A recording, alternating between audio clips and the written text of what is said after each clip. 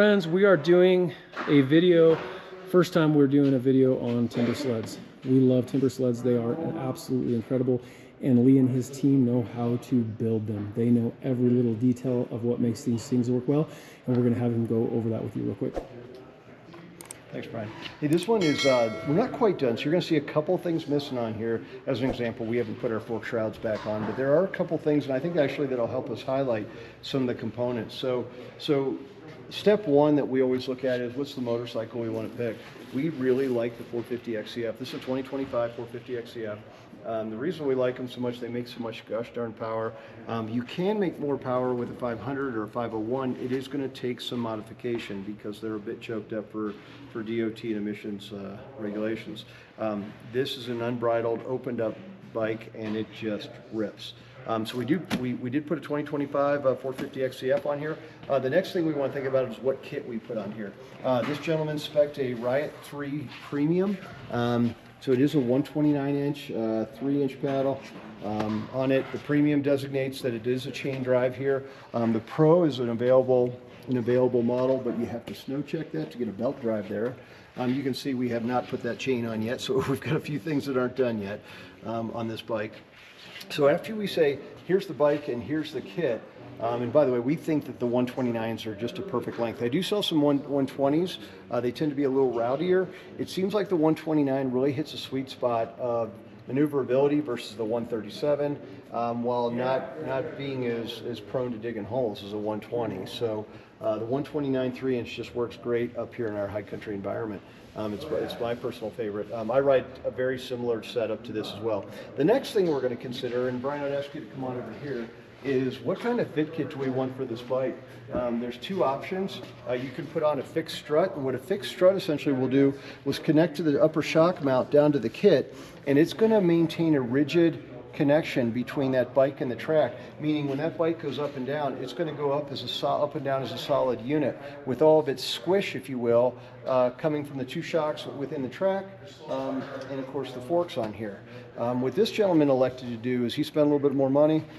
He's got what's called the TSS kit, Timbersled suspension system. It's going to have an air shock in there. You can see the Fox shock, and what that's going to do essentially is give you your swing arm pivot back. And so now you've got, this is a pretty long unit as you can see, and as you go across varied terrain, that bike is going to flex very much like you're used to a dirt bike flexing. Nice. And this thing's going to have, the Riot is going to give it much more of a dirt bike feel. The Aero, they're all Aero platforms right now, but the Aero kit is much more stable in that it balances your weight distribution between the track and the ski. This one puts more of a rearward weight bias to it. It's going to make it feel much more wheelie prone. A little more fun to jump, whereas the other one's a little more of an explorer.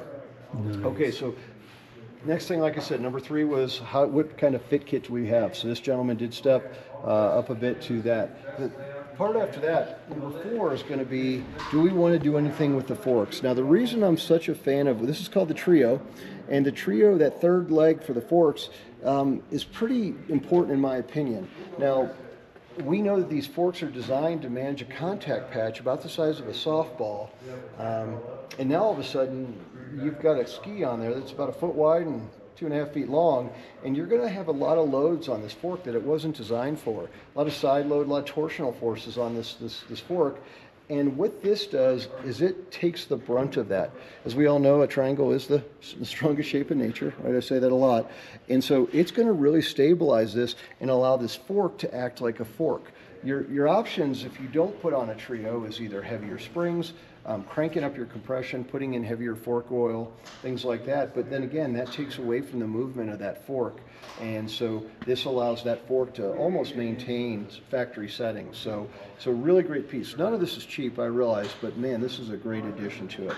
While we're up front here, by the way, did you notice this trolley that's on here? Yeah. You got to have a trolley on this, and there's an axle under the back. It actually allows you, this is a Timbersled piece, it actually allows you to open this up and then just to lean it and steer it around your garage and get it so that you can maneuver it to where you want to go. Really helpful piece to have on this thing. Okay, so let's talk about, after we've got the Trio on there, your fit kit, which kit and which bike, Now we start optioning out this kit. The few things that we've put on here, you can see right up here, these are some rigid lights. There's a pair of them. They're pretty slick. I like this quite a bit. The reason I like them is not only just to see if it starts to get dark or in a whiteout condition, it's to be seen. We cut a really narrow profile on snow bikes, and there's nothing worse than coming around a group of trees there and getting tattooed by a sled, so coming the other way. So we do like to put some light on there. You can see we put the C3 handguards on here. We've also got a temp gauge right here. Engine management or temperature management is a really big deal. While we're up here, you'll notice that we've got some insulators on the bars. These are coolant heated bars. So these bars do have coolant running through them. You can see right here your connection in your in and out flow and those two pipes right there. And Brian, if you come around here, I'll show you what we do here. We actually build in a manifold. Oh, careful there. We add a thermostat right here. A 450, the XCF series doesn't come with a thermostat, so we add that in. And you can see that we've plumbed off of that, and that there's actually a red knob up there that controls coolant flow. So we can take those bars to be hotter or cooler, and then of course there's an overflow that goes down into the return low pressure hose for that motor. So that's what enables those coolant heated bars. I know most folks know this, but this bike just simply doesn't have a large enough stator to really support electric heated bars. Good way to kill your battery out in the middle of nowhere. So this is free heat, comes right off the engine, which is fantastic. Not to mention that thermostat has an added benefit of the fact that it's going to maintain engine temperature, keep warm coolant in there as we jump in and out of the powder. Okay, a couple other things that we put in here. Obviously, this gentleman put a recluse on here, and so that's going to really help him ride that. I mean, sometimes when you're knee deep in the snow, reaching the clutch and the throttle is not the easiest thing to do. The C3 open pegs, the stock pegs really do tend to ice up. I ran a season with them and with bad results, so I'm a big fan of these so that they clear very easily.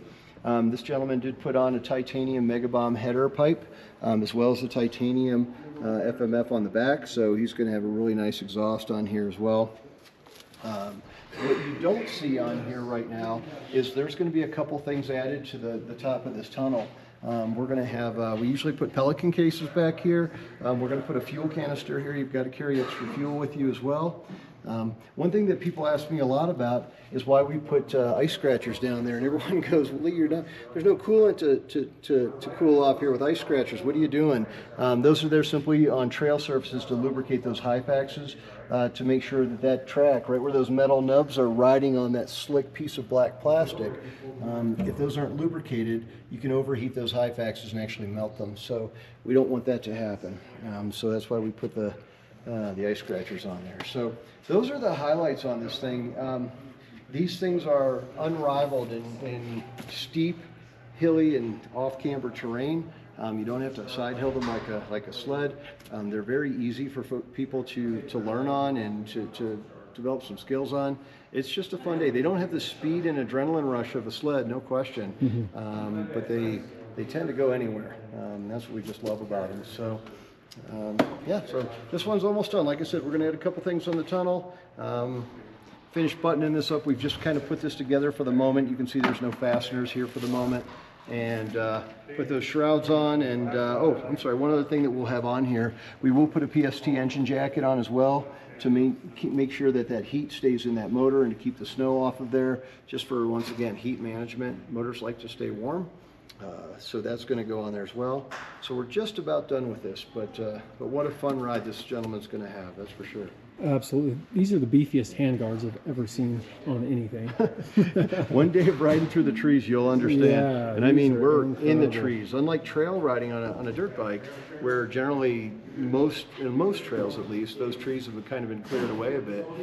We're going right through those. And so, you know, tree knocking and rubbing branches is part of a great day in the snow. So yeah, these do serve a vital purpose. Not to mention, if you're cooking along, they keep a little cold air off your hands as well, off the top of your hands. So. Well, so my first experience on a Timbersled was absolutely one of the most fun things I've ever done on a dirt bike. Let me just tell you, the many times I've talked to Lee about Timbersleds, he knows what he's talking about. These guys know how to build a Timbersled. I'm telling you, there's so many little intricate things that you need to know and make sure that you do right. And so if you would like to have a custom timber sled built, please do come take a look at what Lee does up here at Mountain Dirty Motorsports. These things are fantastic, beautifully built, reliable, and this thing is an absolute beast, I'm sure, like your other builds.